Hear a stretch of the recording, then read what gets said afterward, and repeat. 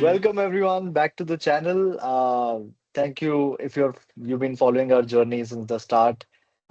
Super excited to do this one as well. Yeah, so today we have Mihir with us. He's from the current cohort and good friend and also very unique profile. So yeah, I think Mihir, please introduce yourself. Tell us who you are, what your past life has been. Yeah. Yeah, thanks, Shivam. So glad to be on the channel and thank you for having me on board. Hi everyone, I'm Mihir, and I am an engineer by training. Did my bachelor's in engineering, in electrical and electronics engineering. After that, I did what a lot of engineers do, electrical engineers. I joined a computer sort of based role. I joined Deloitte Consulting in an SAP based profile. After that, I kicked around. I worked in at an NGO doing UN United Nations project. I worked in a shipbuilding firm. I have worked in a product role at an e-commerce firm, a fledgling e-commerce firm. But I think, as Shiva mentioned, the more unique aspect of my role was the last one. In my previous role, I was serving with the British government, where I served as a senior trade advisor at the British High Commission. I was posted out of Chanakya, New Delhi, and I used to head the sector for professional services. That would include the entirety of consulting, legal services, accounting, auditing, tech-based stuff, anything that involves some element of service. And I used to head that sector in terms of negotiations, market access, providing consulting to private sector firms. So yeah, glad to be here again. Oh wow, that's crazy, right? I mean, I remember the first time I heard your profile. Um, I mean, that's kind of the best part about especially our cohort. It's so diverse with us, all of us kind of coming from very unique backgrounds. So yeah, I mean, so can you like walk us through how would someone like your profile or just in general a non so to say an engineer or a PSU background person would think about creating their profile for an MBA and especially like IIM Bangalore. How do you even go about that? I think if you come from you mentioned PSC, I'll just broaden it a little bit. I'll Yeah, say anyone who comes yeah, from a government background, yeah, or even an impact-based background. Let's say you're at an NGO or something. I think if you're making a profile, the most important aspect would be to talk about impact, because I think yeah. that's one thing that anyone who is in the government or at an NGO can talk about in a very quantitative terms, which is very difficult for people who don't come from that background to replicate. Mhm. So let's say the role I was heading. So the professional services trade between UK and India is valued at 11.5 billion pounds. Now, that's not a number that a lot of other profiles will have, right? You head a Mm. sector with that kind of valuation. Similarly, if you're doing meetings, the kind of guys you're meeting, maybe very senior. So I'll just shift gears and say that let's say I'm in a PSU. Mm. Sometimes I'm just trying to put myself in a different shoe. Or let's say I'm in a public sector bank. You can talk about the loan portfolio you're handling. You can talk about the kind of people you have given loans to. For Yeah, example, banks often give loans to people from a weaker socioeconomic background. Same yeah. with my role, right? There'll be some element which will be very humanitarian, which is very difficult for people who come from a conventional tech-based, private sector-based background to replicate.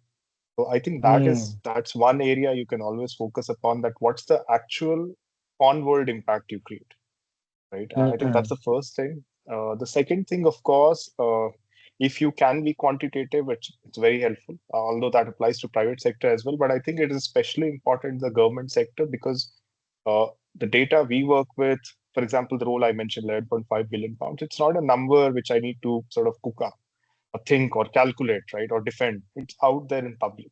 So if I'm, Yeah. let's say, doing in a public sector bank, I can just talk about this district has this many people, and that's the bank I was heading.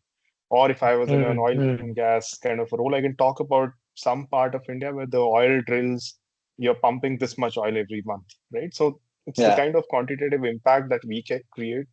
I think in the government role is very, very effective when you're communicating. And the Yeah. final aspect uh, is to communicate sort of whenever you're writing these points, you have to weave a story around it, right? It shouldn't sound too pompous as well. That look, I was this guy, I was doing that and that, but you should come from a place of learning because it's an Mm. obvious question that comes once you write things like this is why do you want to do an MBA? I mean, you seem to be in a pretty sorted place. But I think we can talk about that more later. But yeah, these are the three things that come to my mind. Yeah, no, I think very well put. Uh, Coming to the application part, like specifically, like I'm Bangalore EPGP, right? So we submit like one statement of purpose Yeah, and a couple of letters of recommendation, right? yeah. So can you like walk me through what went through your head, or how did you kind of write the statement of purpose? Because I believe it was what, 600, 700 odd words. Yeah, Um, somewhere and around there. it's A one and pager. honestly, yeah, a one pager, exactly. And I remember for me especially, it became very difficult Yeah. because I wanted to write so much, but then it's essentially real estate, right? So how do you think about that, and how was your journey about it? So, so just to give you a bit of broader context and the viewers a bit more broader context, I never really thought of doing an MBA. I applied in R3, the third round. Hmm. I think almost perhaps a month before my marriage. So I just applied around that time, and my wife has an MBA, and I was Yeah, thinking I should do a master's around that time. yeah, So a guy from a government background, you can always go for masters in public policy. You can go outside India, and I exactly. Yeah. decided that as you mentioned, I'll come to the choice of colleges later, but for me, MBA made more sense because unlike a master's in public policy, this is more specific. It has a greater market value, right? There is a greater demand in the corporate sector. So guys who have an MPP can go and work in government roles, but guys who have an MBA can work in both government or they can work in private sector. So it was a Yeah, clear sort of win for me. When it yeah, came to writing that application, this was in the back of my mind, right? I come from a background in public policy. I've come from a background in government, and I wanted to sort of express myself in a way uh, that that's a little bit more subtle, a little bit more nuanced. It's not in your face. I didn't want it to become a history. So I remember, so for example, sociology is a preferred subject of mine, and just for viewers who are a couple of them, I think even our batch have guys who have given UPSCs. I'm also one of the victims or veterans. I don't know how to put it of UPSC. veterans. I would put it as veterans, honestly. Right. So sociology was my optional subject, and I just kept thinking that what can I write that just gives away this information. For example, you come from a background in hospitality, right? So how do you sort of thread it all together? And I decided let me use a concept in sociology. So I opened my essay, my SOP, by saying that this concept given in sociology by a guy called I think it's Pierre Bourdieu, and he Mm. talks about four kinds of capital, right? Economics, symbolic. I think one is social and one is cultural. And I said that, look, my life is a journey. I'm a capitalist. That's how I started. It was slightly bold opening, played on the front foot by saying that I'm a capitalist by design. And I've spent my whole life accumulating capital. I mentioned that when it comes to economic capital, I was at Deloitte. Symbolic capital is prestige. So I talked about my job at the British High Commission with the British government, what I was doing, the kind of people I met, the kind of work I did. I talked about social capital in terms of the NGO I worked in, where I was posted in rural Jharkhand. And then there was, I think, one more capital, which I may be forgetting, but that's the way I structured. So Yeah. four paragraphs, very specific. So I sort of wove it into my personality. This is the way it is. And the most important paragraph I feel is the last one. So of course you open boldly, you give the sort of a sense of the direction. I don't like giving a whole introduction. You just give them a hint of what is about to come, right? And then you keep them Hmm. reading, and different segments they cover different aspects of your life. And you can, in a way, if you read my SOP, it will be like, okay, this guy has done this, this, this, and he's connected these to different themes in his life. And there are four Hmm. types of capital. What next, right? Well, what that's where you come. This is the reason I'm doing an MBA, right? Because I have accumulated this much. It's time for me to tie these all together. And for me, an MBA is a tool to thread it. And at that last paragraph, I mentioned how IMB is the place to be, right? It's the like, how does it exactly solve the problem? I mentioned that we have a comprehensive project. So you do that and you thread all of these capital together. I mentioned that how there are courses that I can take. I mentioned certain specific courses that are available here at IMB that I'm interested in doing specifically in terms of strategy. And I concluded by saying that's why I believe that IMB is the place I would like to come, and that's it. So that was my approach to application writing. But I will add a caveat that while I do think this is a I applied to two colleges. I got calls from both of them. They were IIM Ahmedabad and IIM Bangalore. And sort of I was partial towards Bangalore because my spouse is an alum from IIM Bangalore. But like when I wrote it and so it worked. I got calls from both of them. The trouble with this kind of structuring is that this requires a sort of not to brag or something. It requires a way with the words, right? You are Yeah, actually blending some sort of humanities with a very technical background because I'm an engineer and you're an engineer, right? So yeah. you're trying to essentially fit something into a framework that was never supposed to be fit, right? So if you can Yeah. do it, it's great. I mean, let's say you are a guy who is a Mm, musician or something, right? And can you connect it to notes or something? It's a yeah. high risk strategy, but I think it makes you very unique. So I think Mm, it's focus very on interesting. making Yeah. your make your profile unique. I think make your application unique is what I would say. Yeah. So I think even when I spoke with like the admissions committee and you know, they say that we go through like thousands and thousands of applications, right? So you have to stand out. Otherwise, I mean, Yeah, you'll be lost in the pile. So yeah, yeah. very unique actually. I had never thought about uh, connecting like a framework, so to say, to this SOP thing. All right. So I mean, yeah, so you gave the SOP, got the applications sorted, and then you moved to the interview, right? Can you Yeah. just like kind of walk me through what your interview was step by step, so that people kind of get more understanding how the real IIM Bangalore kind of interview looks like. Right.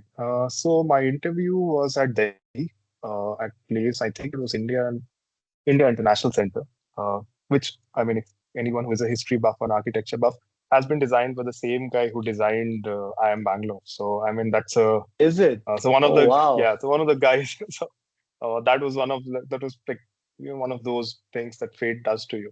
So I went there. There was a three-membered board, but before that, so you'll meet guys who are going there. You'll meet a bunch of people outside um, who are also waiting.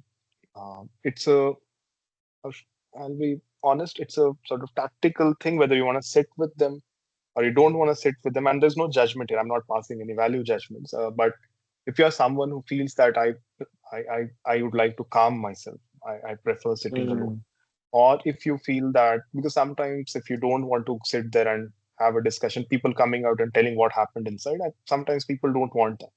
I had if you remember, the written test as well. So IIM Bangalore has that written test. You have to quickly write a small paragraph, like a small mini essay on any yeah. topic. My topic was India's aging population, and is there an opportunity for economic or tapping it economically, or is it a risk? Is it a boon or a bane? So you can take a stance. I went for an interview. There was a three-membered board. The chairperson of the board was Professor Anil B. Suraj. He teaches business law here at IIM Business law. Bangalore. Yeah.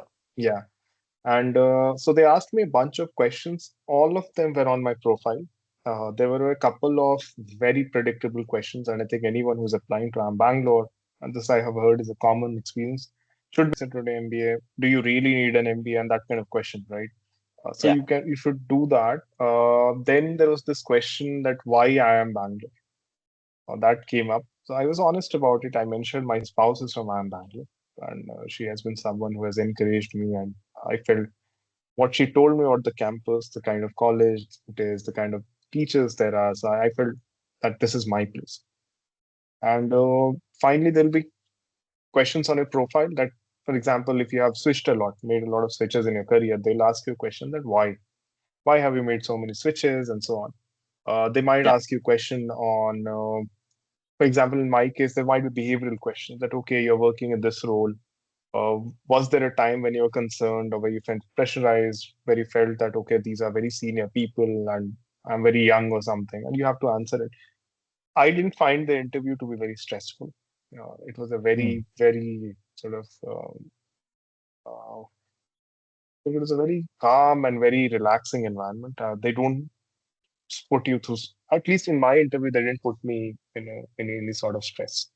I think that was how the interview went for me. Yeah. Very interesting. Very interesting. But walk us through like how you prepared for the interview.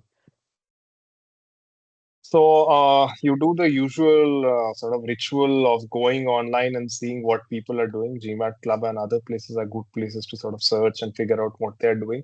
But take that Mm. all with I won't I think dollops of soil. I mean because each person is different because there are two variables. You yourself are different from others, and the guy who is interviewing is different. So this is not an Yeah. interview with IIM Bangalore.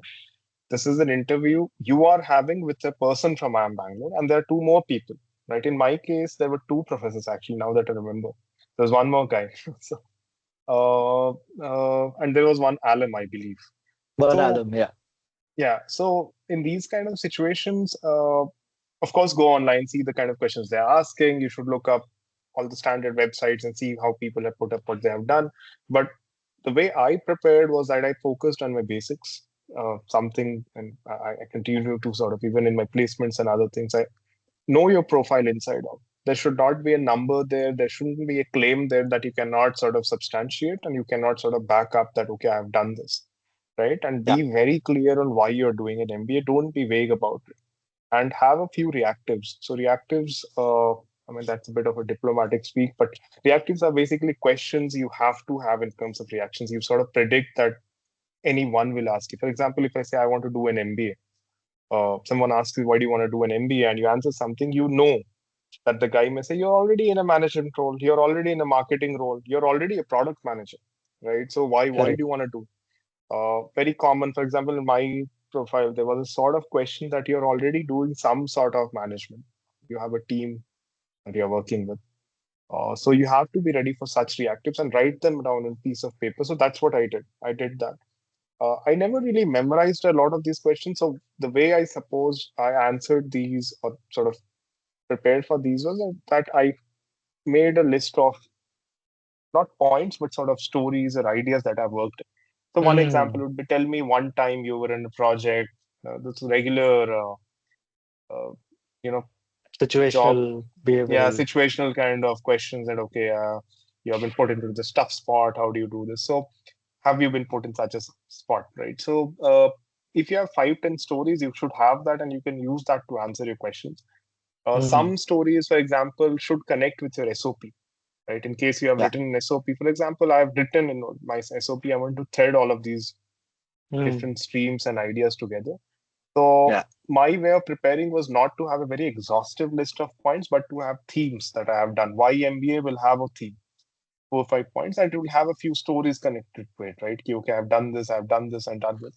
And I tried to keep it anchored on my SOP and my CV because they will Mm. have your CV in front of them, right? So you Yeah. must make sure that whatever you have written in your CV, if you can keep connecting to it, it keeps them grounded. Otherwise, if you go outside the purview of your CV and they ask you something weird, I mean, it will be difficult for you to answer and back it up. That's the Yeah. way I That's focus true. on it. Yeah. Yeah, that's true. Another point that I think I'd like to highlight is keep a common link between your resume, SOP, and your interview. So memorize those numbers at least if you've put numbers, if you've put like, I don't know, supplier 100%. names or company names. Because Yeah. at least in my interview, I remember there was a common link and, they grilled me a lot on a couple of pointers. But yeah, Yeah. interesting to hear that you didn't have a very grilling interview. My interview was very grilling. I mean, Oh, okay. I didn't think I'll get through after Oh, the see, interview, damn. honestly. Right. So in my case, Yeah. it went very smooth. Nitin and others, couple of my other batchmates were also there. I mean, I remember seeing a few guys who are with us in the cohort that day, and they also had a pretty chill interview. So yeah. Hmm. Maybe But maybe it is the if I may add one yeah. point, Yeah, go if ahead. you get stuck on something, then they will tell you. If they Hmm. start seeing that, for example, you have given them an opening and you gave them an answer which is not very robust, then they Yeah, might start grilling you that, okay, why this? Why, where is yeah. this? Where is this coming from? So yeah, that happened a little bit with me. So on one question, but they were not grilling. They were like, as you mentioned, if you mentioned a supplier or something, they might ask you, how did this number or something come? Yeah, yeah, yeah. I think, yeah, overall, very important, yeah, to kind of be prepared also. I think people do forget basic preparation in terms of, the hygiene stuff that you mentioned. Why MBA and tell me about yourself? Because usually, like 99% of the times, the first question is going to be like, walk me through your resume. I think my question was something on the lines of, hey, tell me something that is not in your resume. So I think the format changes, but it's basically the same question, right? It's predictable as well, right? I mean, these questions are sort of the questions you have to prepare. Like you have already Mm, mentioned, and you have done other sort of interviews also. I mean, there is a pattern that emerges that why in MBA? I mean, if you haven't prepared for it, you are mm. really gonna have a lot of trouble because then you'll not be able to connect the dots. Because see, Yeah, that's true. no one really, even I'll confess that why an MBA is still a vague sort of thing, right? I cannot really say that, oh, doing an MBA increased my salary 10 times and did this. The point is that when you're giving an interview, you need to be coherent. You cannot be Mhm. that I want to do an MBA because I want a career growth, and this Yeah, then just tell them that I like my job and it's the best thing, and I got really lots of promotions there and I'm very happy with the growth. I don't think you cannot, because it's an obvious question they'll ask you, right? That why, if you are getting the growth there, why do you want to come here? And you need to yeah. be sure that, okay, I actually wanted to switch streams or something, which I did say, right? Yeah. Interesting, interesting. Now that you've kind of opened the Pandora's box, I think I'm going to ask you now. You know, uh, why MBA? What was kind of your, not just answer. I'm not looking for the answer. I'm looking for the thought process that you had. And what is your answer for that now? Having been through the journey, I'm sure like you're much more better off than, last year. So what would kind of you modify your why MBA answer? I think why MBA for me was always a little sort of, I don't know how to put it in words. I mean, it was never a quantitative answer for me. Uh, Mm, I, there are not, like, I'm not a very, I won't say aspirational. I'm not a guy who worries too much about career growth. Right? So it mm, doesn't really bother me. So for me, I am Bangalore. I felt that this is one place, as I mentioned in my essay, I want to thread all that knowledge together. I have a lot of yeah. stuff on political science, sociology, uh, economics, and management now, and I wanted to thread it together. And that's exactly what I am Bangalore did for me. So I'm very Mm, happy and grateful about that. And I always feel an MBA is one of the best safety nets you can get. So we mm, often see in media people say that, oh, MBA is useless. I think it was Nitin Kamath who once said that, no, you shouldn't be doing this. But the counter question is that as an engineer who has done an MBA, now I have come from a tech background, I have done policy, and now I know understand management. Right? So I'm not saying I'm the best manager in the room, but at least I think I can hold my own and get a job if the market is not that kind to me at some point of time, right? correct, So job correct. safety is one thing I think MBAs assure you. I mean, I will be a bit cautious in saying that they may not assure you job like salary growth, but safety definitely. So I Yeah, think these two things were something that I felt, despite being from government background, that I wanted to sort of expand my understanding. I wanted to do a degree which makes me more resilient in the job market. And the final aspect was making a pivot. Now we keep listening how, that people want to do an MBA to make a pivot. And I think you brought up a very good point. You said that how has my understanding changed? If you have very rigid boxes that I want to pivot from government to investment banking, and this, you are gonna face a couple of curveballs, right? Curveballs there. yeah, It doesn't work out that way. Life and destiny don't work that way. If your goal is to pivot from government to non-government, government to private sector, then you're sorted. yeah, Because see, the buckets are broad enough, right? So that's one nuance thing I did, because when I came here, I just wanted to pivot to the private sector. I had no interest in going to consulting, going to marketing or anything. Just correct. simple private sector, and I was happy to go any job. Very honestly speaking, not very picky about it, right? So Mm, that was these are the three things I came with. What I'm leaving with, how why an MBA and why should you do it?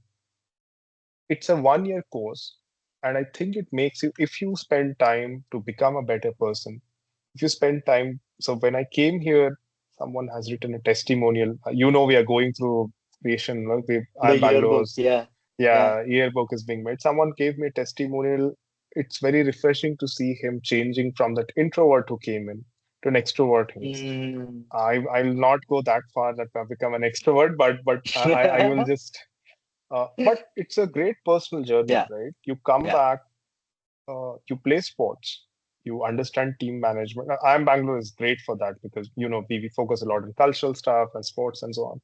So you sit with your friends, you build your own group, you build your own tribe, you understand things a bit differently, and you understand once again how to sort of how to be more than what you are, right? Like you're a better student.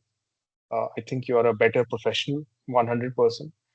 You may end up, and I think the data will show it at the end of the year as well, that you will end up, most of us will end up with greater packages than what we came in. Yeah. And you will end up, most importantly, being a better person if you focus on the right aspects. There we have courses, I think, we do talk about designing organization, and we have courses on ethics and so on. So I think that's a very important aspect of the MBA journey, which I realized after leaving. Otherwise, it's all about MBA leads to all these guys who do scams and all. Right? That's not true. Uh, I think I had a good time in that Yeah. regard. Like, yeah. Very interesting. Very interesting. This is the first time actually even I'm hearing this from you. So very unique perspective. Yeah, but I'll just I think add one thing, Shivam, because you said yeah, interesting. I should mention that we get those electives, right? So the two terms we have, I yeah, think, total of 5 terms, out of which one is an international immersion. So let's not count that. yeah. Two mandatory terms, two electives. So you can mold your MBA journey. Six. Mm. So I took, for example, elective on ethical leadership for responsible business. Then I took business unusual. I took a couple of courses, for example, gamification, right? Now, in no world, ethical leadership and gamification sit next to next, right? But Mm. it sits next to next in IIM Bangalore, and you can sort of pursue that career path, and you can sort of, as I said, you can broaden your horizons, your understanding. And as someone, I think your case also is a great testament to the fact that you come from the hospitality sector, and the courses you're doing is like everything, right? Yeah, Like you're talking about strategy, you're talking about finance, you can talk about yeah, accounting and so on. absolutely. Yeah, Definitely does help you in that way. Now, kind of taking this ahead, why I am Bangalore? I mean, other than your, the spouse answer that you kind of gave in yeah, your yeah, interview, but like why yeah. I am Bangalore after having spent like 365 days in this campus, and why EPGP? Like, what would be your kind Yeah. of, yeah, Uh, I know I've just studied here, and I know this will go on internet and will get immortalized.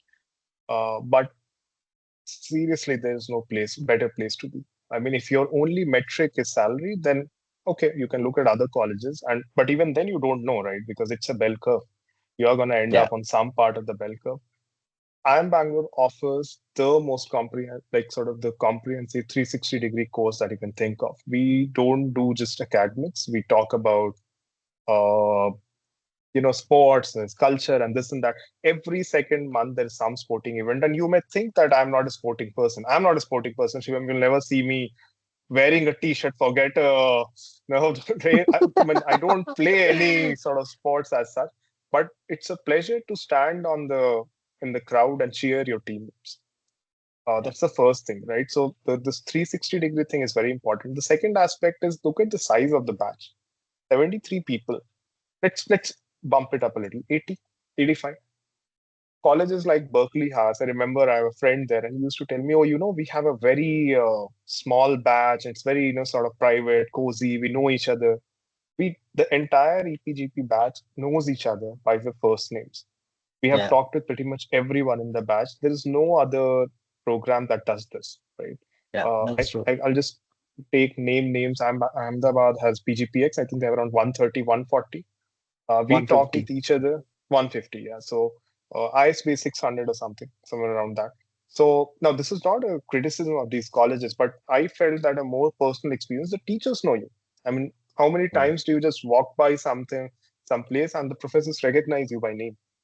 even the PGP program, which has around 600 people, I mean, we are just 73, almost the size of a section, and yet a Yeah, whole program. So that's great. I yeah, think that that kind of relationship, if you want, with a professor is awesome, right? I mean, we have some of the absolutely, best in the country here. The third absolutely. aspect I think that I felt was I just like the culture and the place. It's Bangalore, right? So that does affect you.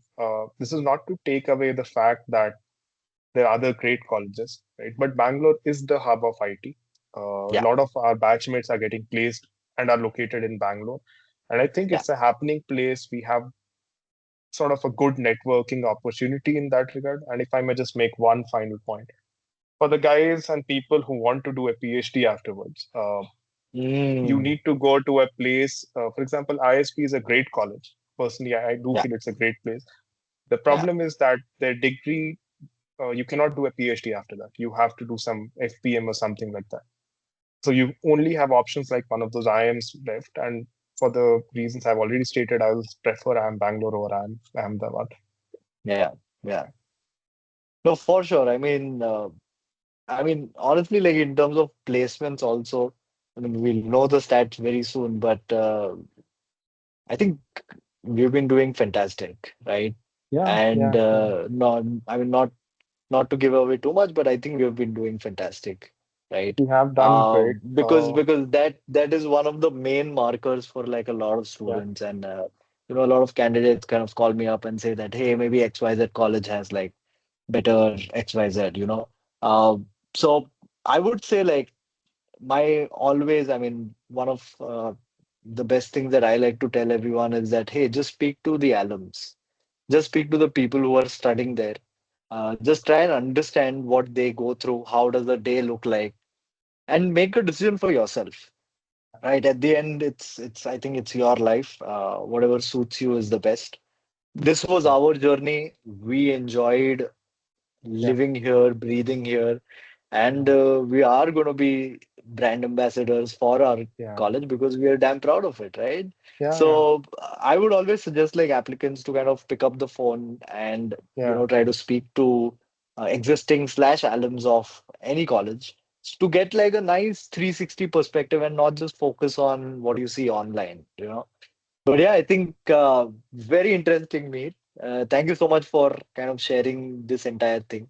One last, I mean, kind of think about we spoke a little about the academics part.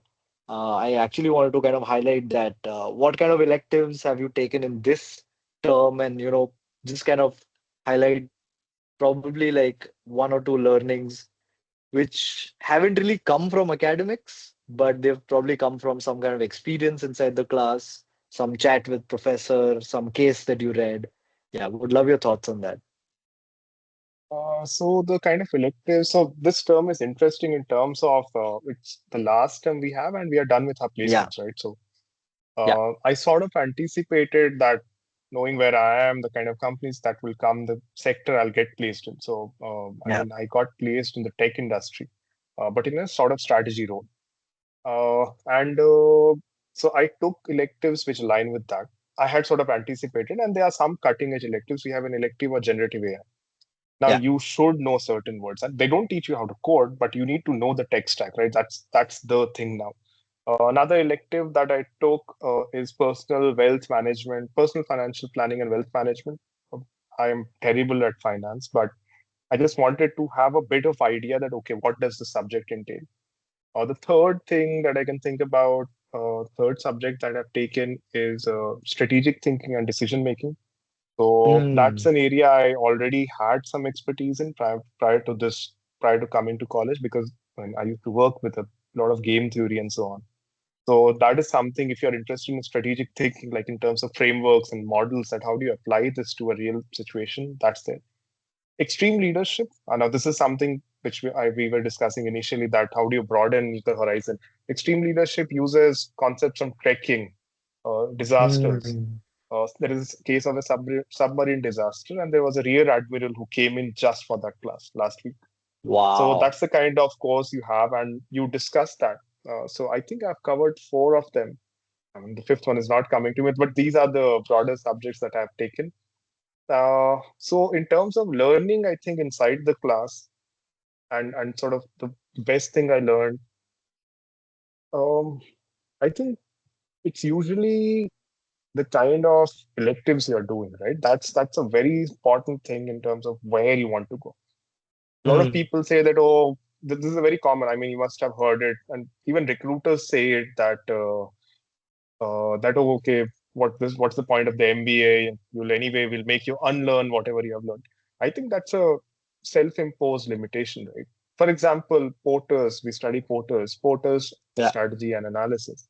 He also wrote a paper on IT strategy. So for me, the fact that how can you take this academic learning and apply it to a professional context, that's what my professors have taught me, and that just blows my mind, right? Because when I Yeah. sit here and I listen to these professors, they are doing cutting edge research. They're advising companies and consulting for them using these exact models. So whatever they are teaching is actually effective. And that is something when you said that what will I sort of take away from here is that these cases we study any case, and you brought up that I already gave a framework. POTUS is one of my favorite sort of frameworks out there. So, how quickly can you apply it? I think that's one thing I would like to tell any Hmm. aspiring IIM Bangalore student that sort of at the risk of being a bit poetic, that how do you translate knowledge into action is wisdom. You have to get that wisdom that you learn it and then you apply it, right? Yeah. So that's it. Okay, superb. I absolutely enjoyed this one. I think last question for you. Yeah. Also kind of like parting thoughts to the future applicants who are probably, we're in February right now. I remember I was kind of contemplating if I want to do an MBA, right? So, any parting thoughts for folks who are probably thinking that, hey, should I really go for an MBA? Should I go to IIM Bangalore? I mean, yeah, what are your thoughts on that? And what would you like to tell them, honestly? I think come for the right reasons, right? Don't Yeah, come for the salary. Don't come thinking that. Don't come by looking at the highest package that this batch gets. yeah, Sorry to sound a bit of a party pooper, but I mean, it's just one person, right? I mean, so look at the median. Think about in terms of that. That why are you actually coming here, and look at it in terms of a long-term race. That when you leave, as you mentioned, we are brand ambassadors of IIM Bangalore. We yeah, have we have a concert coming up where we'll be able to attend, and a lot of people won't be able to attend, even if they are alums, right? There are so many closed doors things that happen. So if you want yeah, to be at the cutting edge, at one of the cutting edge institutions of India, come here, right? And if you're just looking at in terms of, okay, how do I get a salary? I think you will be better served by switching to a different company, right? I yeah. think True. rather than thinking. So this is a wo lambi race ka ghoda thing, right? You do it because you feel you'll get better and you will get better. So yeah, that's the way I look at it. Otherwise, you'll feel that, oh, why did I do it at the end of the year? Or I just got this much money. But that's not how it is, right? You didn't come. You have to be clear that you won't get the money right now, right? So yeah, you have to like you Superb. just to be clear, Shivam, we do get great packages. I also got a good package, so I'll not lie about that. So Yeah. and the median salary will be out I in know, I open, I know, think, in a few weeks. exactly. I think what Mihir is trying to say is that if you really add the opportunity cost, right, Yeah, which is 30, 40 lakhs, whatever you invest into an MBA, yeah, and if you kind of compare that, right, then maybe switching jobs just makes sense, right? Because your yeah, existing salary can kind of take you forward, the existing role can take you forward. But I think yeah, there are a lot of intangibles that an MBA offers, uh, like people, culture, the gated kind of community of IIM Bangalore. yeah, After this, we're going to be alumni and we'll have special access to a lot of things. So I think it is exactly. a bunch of those things, and you're right. I And the mean, do placements come. as well. If Yeah, we just to sort of cut in the kind of companies that came this year. I yeah, mean, there are guys who have just recruited one or two. The US based companies have just picked one or two guys from India. I remember there are companies from the medical sector who have just picked specific candidates. They have pretty much opened their account and management executives in India at IIM Bangalore and mm, other management colleges also. So they haven't gone anywhere else, right? So in yeah, terms of the kind of companies that are coming and the offers you'll get, this is awesome. right? But Yeah. unless you come here thinking that okay, यहाँ कमा लिया and अब मैं सीधे Dubai जाऊंगा, that kind of stuff doesn't work out in real life, right? So That's yeah, true. That's true. Okay, lovely. Thank you so much, Mir, for having this conversation and spending a Tuesday night with me. All thanks a right. lot for having me, Shivam. It was a pleasure being here, and thanks for those very Likewise. thoughtful questions.